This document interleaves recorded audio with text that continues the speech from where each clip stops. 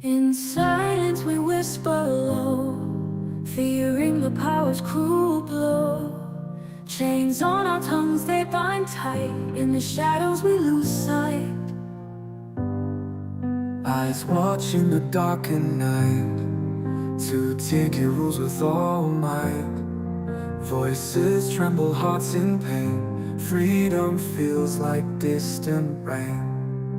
Oh, the fear that grips the soul when the night takes its toll. Prison bars for words we speak.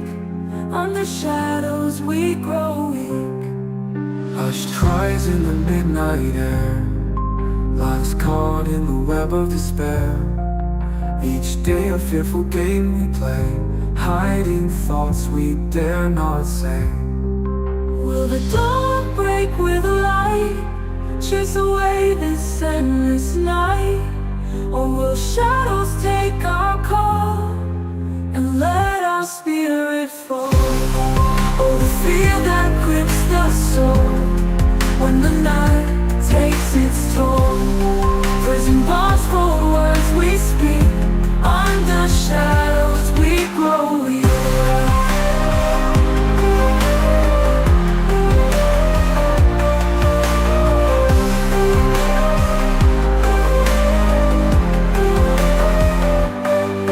Hush cries in the midnight air.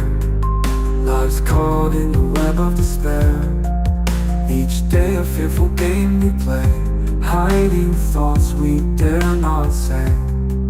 Will the dawn break with light, chase away this endless night?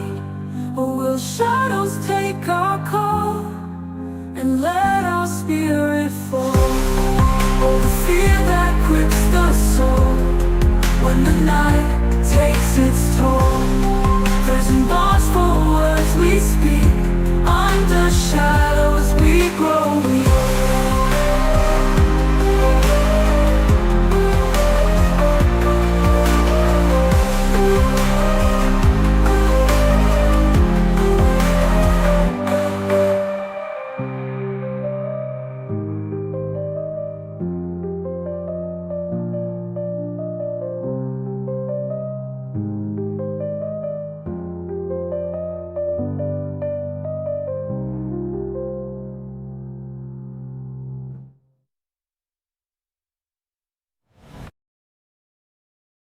Good evening. Welcome. How are we all this fine week that we are progressing through? It just seems to be very stormy, doesn't it? Hey, what the hell, we live in a maritime climate. Get used to it. It happens all the time. So let's have a look tonight at a theft that occurred recently. And you know, it's probably going to be difficult for some people, but my spidey senses are tingling. It just doesn't feel right. There's something wrong here. And when I think there's something wrong, I've got to dig through things because I'm a bit of an annoying person that way. So I think what we'll do is we'll there was a tweet the other night from Mr. Looney who said that his life savings had been taken from his funeral home from a safe there. And the person that had taken them had stolen keys, probably from someone he was talking to in the funeral home. That tweet's since been deleted. And, you know, okay, we'll let him off with that because he then published another tweet that we will go through, which is basically a statement. It's the kind of statement you would give to the police. So let's treat it like such, because I was a police officer. So we'll go through the statement that he's given to us and we'll ask maybe a few questions as to what's going on and who the likely perpetrator of this heinous crime could be. So yeah, let's do that, shall we? Shall we do that? Why not? Good evening to the chat room before we start. Julie, Dreadeye, Shalini, Elusive, nice to see you. Right, so let's dig into the dig in. Why did I say that? been watching too much YouTube. Let's not. Let's just go. Let's just go into it. Here we go. Right. So the statement starts, and this is Mr. Looney's words himself. The statements start, they took my keys at 2:28 from my van outside my house, 3 miles away from the funeral home. It's on camera. Okay. Fair dues. The keys were taken from inside my plane. In fact, we'll just go through the whole statement. The keys were taken from inside my plane company vehicle, which is unmarked and not signed written, and which was parked outside my house. They managed to unlock it without damaging it, and then locked it back up when they left, taking the keys with them.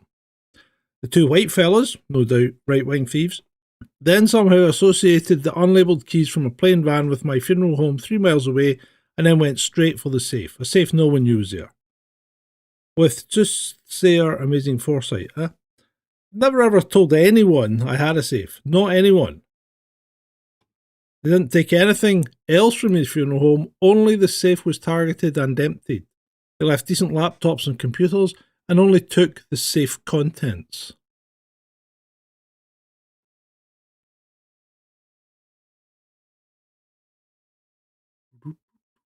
They opened drawers, looking like they were opportunists, but it was targeted and they were professionals and they knew what I had. I lost 10k in gold and silver, but my employee lost 30k in gold and silver that was being kept in it. I'm obviously very upset, but I'm more upset for him as I simply haven't got the funds to give it back to him.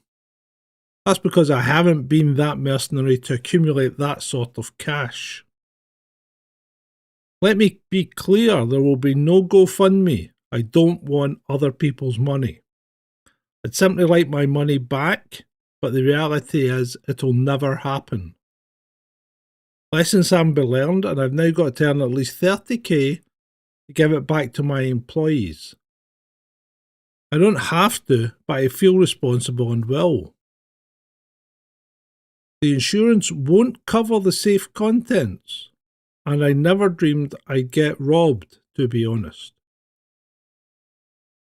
Usually my alarm would have let me know ASAP via my iPhone, but the subscription expired 3 weeks ago, and I wasn't told. So didn't know it had expired to renew it. It has been renewed now, but I've nothing left to steal. But how did they know to steal keys from a plain van 3 miles away and then target a funeral home safe hidden under my desk in a back office? I'd never been burgled or robbed before. I'm 56, so I've had a good run. Thank you for all your messages of support and offers of cash, but you know I cannot take any of it. I do feel very hard done by, as all I've ever done is look after other people. Right, that's a very full and forthright statement to be putting out publicly when something is still being I would imagine still being investigated by the police. There's a couple of things in here that ring a few alarm bells for me, and I'm not quite sure if he's alluding to some kind of outside influence. But let's go through it now in some quite detail. They took his keys at 2:28 from the van outside his house 3 miles away from the funeral home. It's on camera. Okay, so we're assuming he's got CCTV and he's seen the people enter the van and take the keys from it. Question number 1. Why are the keys for the funeral home left in a vehicle overnight? I've never left keys for any premises in a vehicle overnight. I never would. I don't hang keys within sight of the door. Never mind leave them in a vehicle overnight. So it's not a very sensible approach to take. However, I am not going to question that. It's just a silly thing to do. What's even sillier though is obviously the key for the safe was on the same set of keys. why would the safe key not be separate? Why would it be on the same bunch of keys as the one for the funeral home? That's remiss. Definitely. Yes, it is Oluni, mate. So the keys were taken from inside my plane company vehicle, which is unmarked and not signed written, and which was parked outside his house. Okay, so we're assuming two opportunists have come across this vehicle, they've opened the vehicle, found a set of keys and thought, okay, let's go. Not quite. So they unlocked the vehicle without damaging it and then locked it back up when they left, taking the keys with them. So now we have to assume that the two people that approached that vehicle, unlocked it, took the keys and then locked it and left, knew the keys were in the vehicle. Why else would they go to the vehicle? They took nothing else from the vehicle, they only took the keys. They unlocked the vehicle and locked it back up. That's wasting time. Most thieves do not waste time. Once you've unlocked something and you've got what you want, you leave. You may close the door to make it less obvious, but why would they bother locking it? It's 2:28 in the morning. Nobody's going to be coming to go and dig around looking for keys, are they?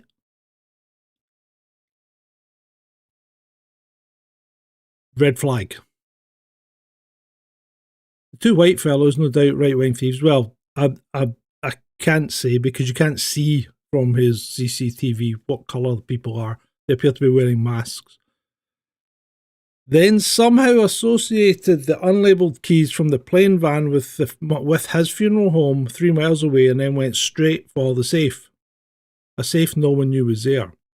So these two people went to the van, unlocked it, took out the keys, locked the van, went to the funeral home, entered the funeral home, and went to the safe, which no one knew was there. Well, that's not right. Someone else knew the safe was there, surely. In fact, we can look at that in a second. I've never even told anyone I had a safe, not anyone. Really? Did you put the safe in yourself?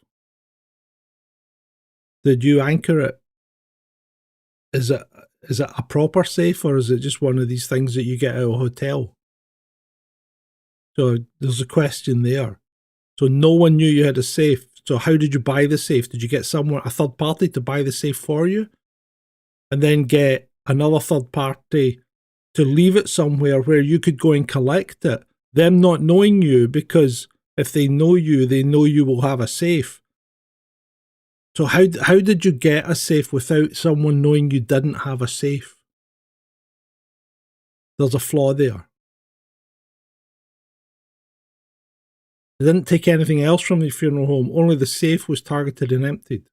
So they only took the contents of the safe. So they knew the safe was there. So someone else knew the safe was there. Or they were told the safe was there. Someone knew that safe was there, and that someone, if you're to be believed, wasn't you. They left decent laptops and computers and only took the safe contents. So the safe contents are allegedly gold and silver. I'm assuming untraceable.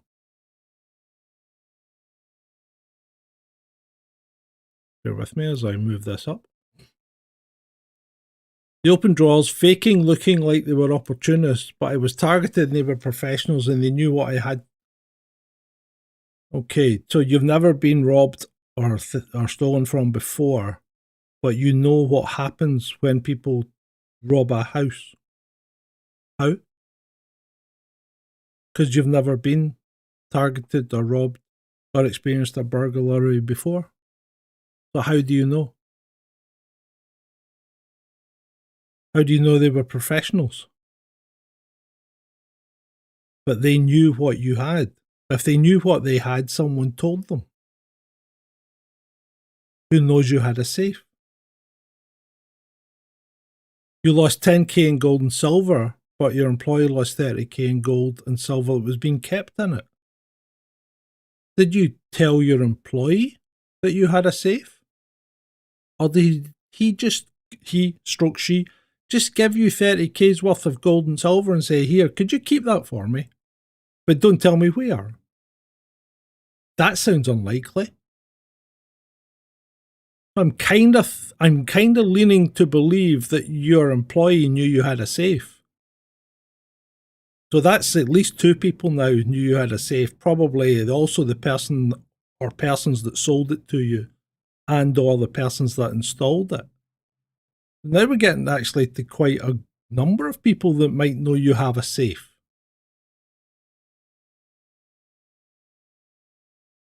I'm only dealing with evidence here. I'm casting no aspersions. I'm only dealing with the statement that you, Mr. Looney, have given. So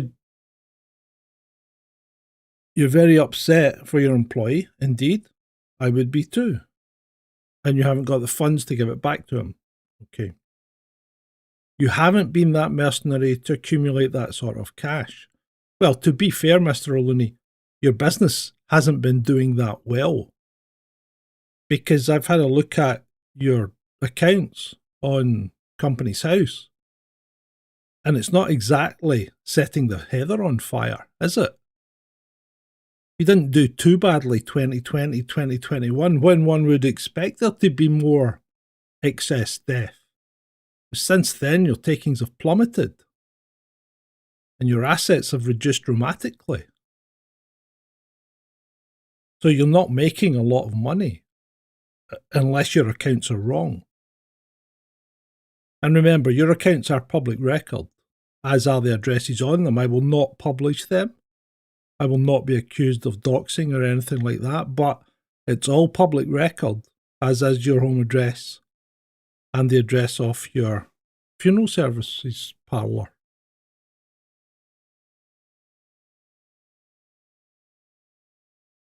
Let me be clear, there will be no GoFundMe. That's very good of you. Why would you even mention it? Why would anyone expect to give you money? Because so far, everything seems to be pointing to you making errors here. And the other thing is, it's very convenient that the alarm system expired 3 weeks ago, is it not?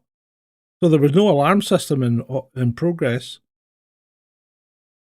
when these people who, remember, came to your unmarked van, unlocked it, took keys from the vehicle that they then obviously knew fitted the funeral home, and the key to the safe, unless it's a combination, in which case they're either very good at listening or they knew the combination.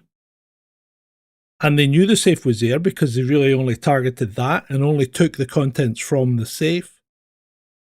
And they knew that there wouldn't be an alarm, so they probably had plenty of time because the alarm had expired and you didn't know about it. I get bombarded daily on things that I know about or shouldn't know about or do want to know about or don't want to know about that are coming up for renewal. I'm surprised that your alarm company wasn't more on the ball.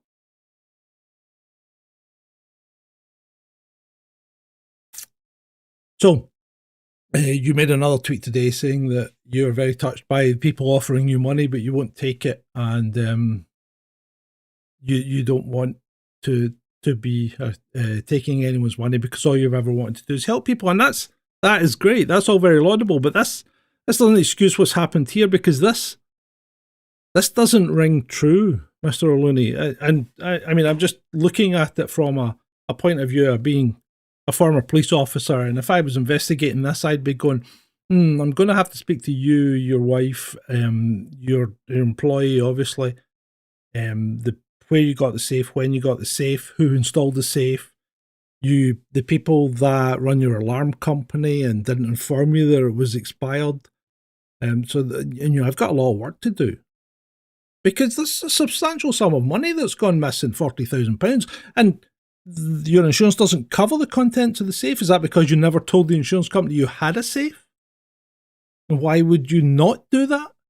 Why would you not be insured? I'm not quite sure what's happening here, Mr. O'Looney. Are you saying that nefarious forces, possibly even forces of a higher level than we would be privy to have taken this money from you and your employee. And how did the people know how to get in and out of the vehicle without damaging it, but obviously using something that's very close to a key without setting off an alarm? I'm assuming if it's a works van, it's a relatively new one, because one doesn't normally grub about in, 20-year-old transits picking up people's poor deceased ones. So that's suspicious. Knowing that you had a set of keys in the vehicle, that's suspicious.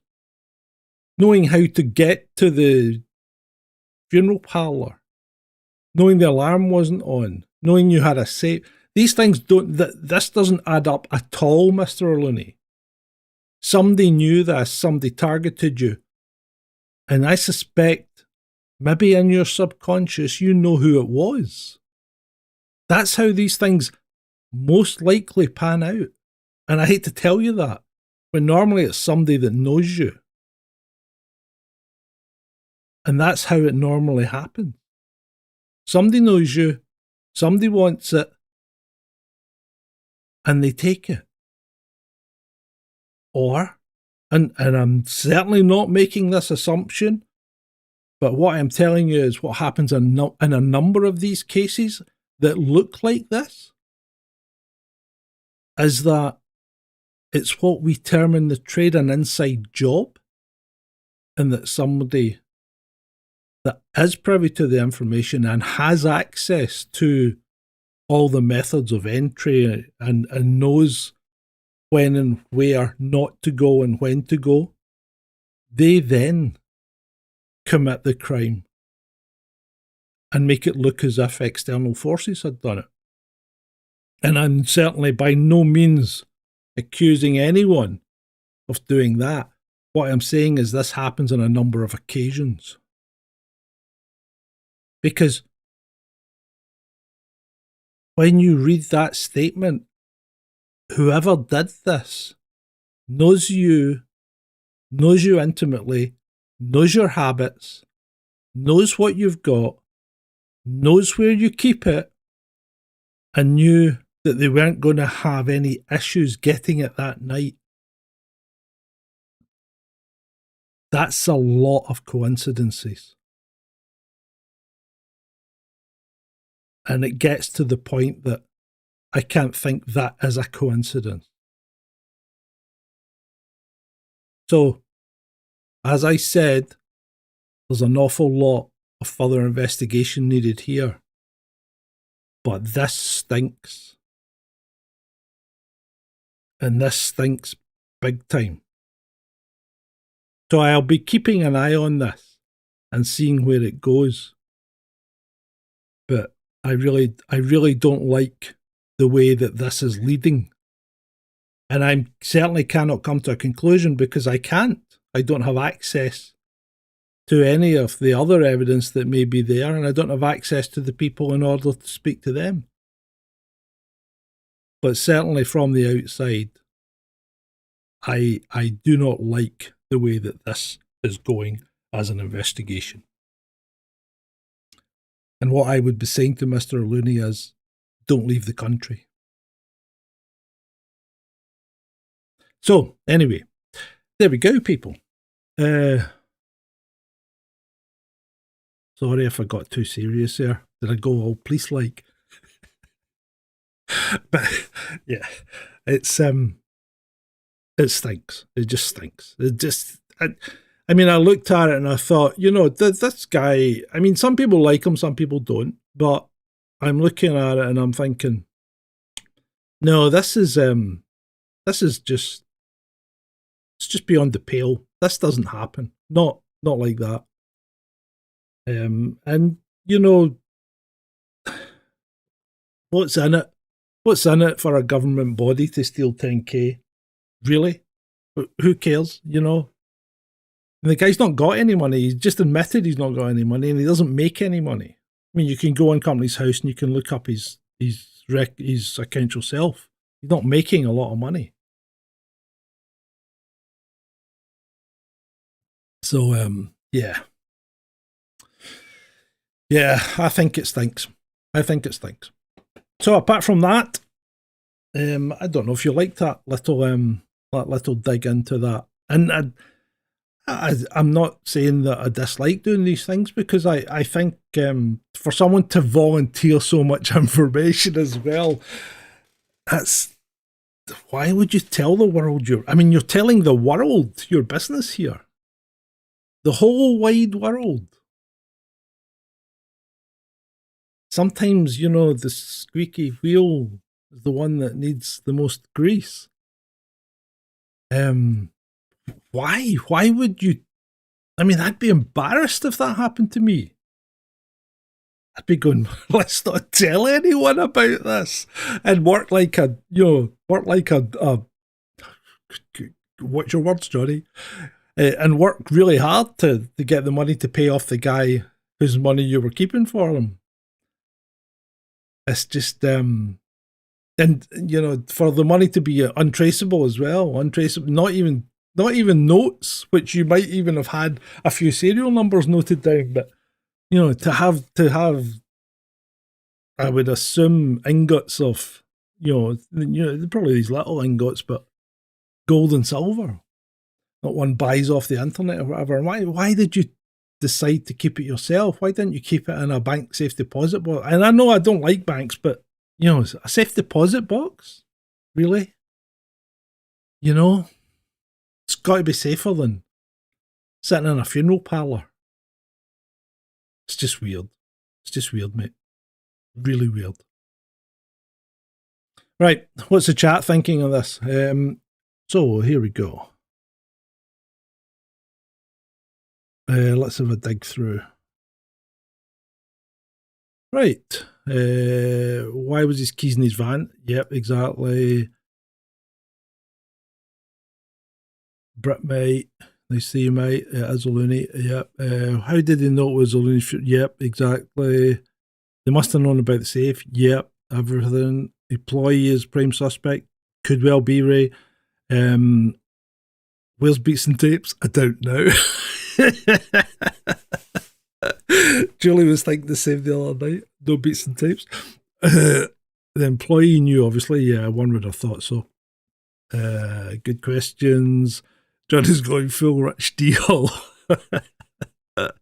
Doesn't look good at all. Brit, mate, I'm an insurance company, would be asking the same questions. Yeah, absolutely.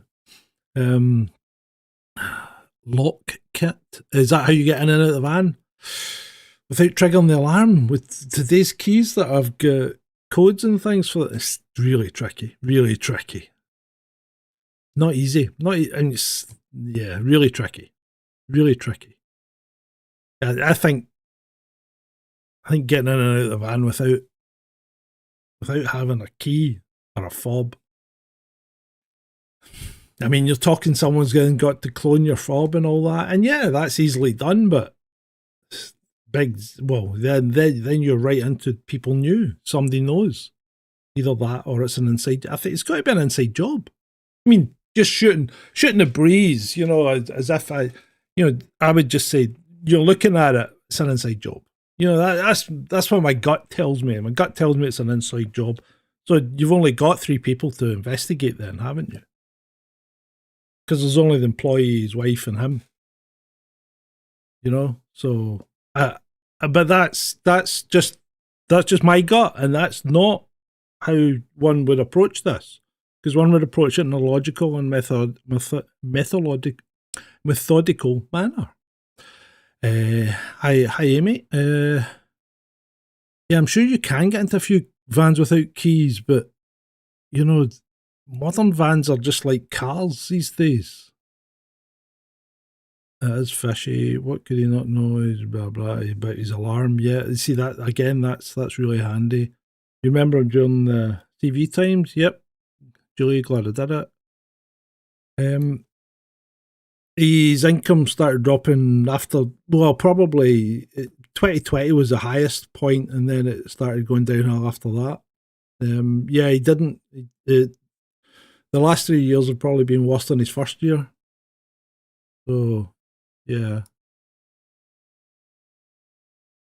It's like stupid Kirsty Allsop moaning and giving off cause social services contact her 15-year-old on holiday. Well, he wasn't on his own, was he? He was with older kids. So, you know, what the I mean, I remember going camping with my brother and some of his pals. Me and my mate, we were 17. They'd be like 14, you know, or 15. What's the big deal? Or, of course, that would be the 80s. So, you know, would be a big deal now, wouldn't it? Oh. Yeah, if she hadn't said it, nobody would have known. That's true. Yeah. There we go. So yeah, that's my little thing tonight. I've been doing a lot of other research. Ed and I are going to talk about, we're going back to basics tomorrow. So I think we're going back into quite a topical subject, and I think you'll enjoy it. I'm going to start looking at, well, not start looking at, but we're going to revisit UAPs. And I've got a bit of a new theory there. So I seem to be coming up with new theories all the time. I don't know why. Maybe it's just, I don't know. Maybe it's the weather or something. So yeah, I think that'll do us for tonight. It's been great for me. I've enjoyed that little thing. It was a bit like going back in time there and being like I used to, investigating stuff. But thank you for coming along. And remember, like, share, subscribe. Feel free to drop me a support at ko-fi.com/ChasingDescent. It's coming up towards the end of the month and things are doing all right at the moment. Just need to keep pushing and keep getting more and more people. But yeah, I had a good time tonight. I hope you did too. It's been great for you. Cause I don't give a fuck what you say. Yeah, I'ma do shit my way. So you can go kick rocks, I'ma stack bricks up, build what I want to make. Yo, I got a lot of shit to say, so I'ma do this every day. I'll be writing things until I'm fucking buried in my grave. 6 feet deep under, but my body won't decay. Cause my messages are timeless, so they'll put them on display. Oh yeah, I rap with a certainty, I have a sense of urgency. A message for eternity, for everyone internally. I had some people burning me, but now they fucking learn to see I ain't the one to fuck with. Now they looking nervously, and I don't really care what you think of me respectfully. You can kick rocks if you think you're fucking better, see. I will outwork you, turn you to an enemy. Hurt you so bad that you're gonna need some therapy. I got the motherfucking recipe. I've been cooking up hits, I'ma leave a legacy. You'll be looking small when you're standing right next to me. I'm 5'10", bitch, but I'm 10 feet. Cause I don't give a fuck what you say. Yeah, I'ma do shit my way. So you can go kick rocks, I'ma stack bricks up, build what I want to make. Cause I don't give a fuck what you say. Yeah, I'ma do shit my way. So you can go kick rocks, I'ma stack bricks up, build what I want to make. Yeah, I'ma do it my way.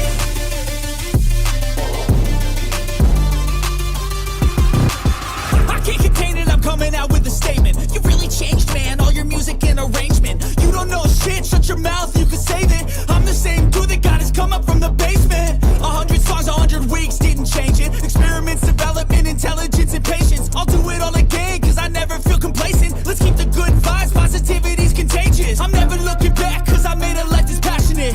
A college graduate suppressing all his talents, yeah. He found a way to go and change, become an advocate. For taking control of your life, go out and battle. And you think you have a dream, then act on it. Get after it, get out your head and fucking capture it. You got one life to master it. Don't give up on your future, we all start losers. We're all late bloomers, gotta struggle through the sewer. What you say? Yeah, I'ma do shit my way. So you can go kick rocks, I'ma stack bricks up, build what I want to make. Cause I don't give a fuck what you say. Yeah, I'ma do shit my way. So you can go kick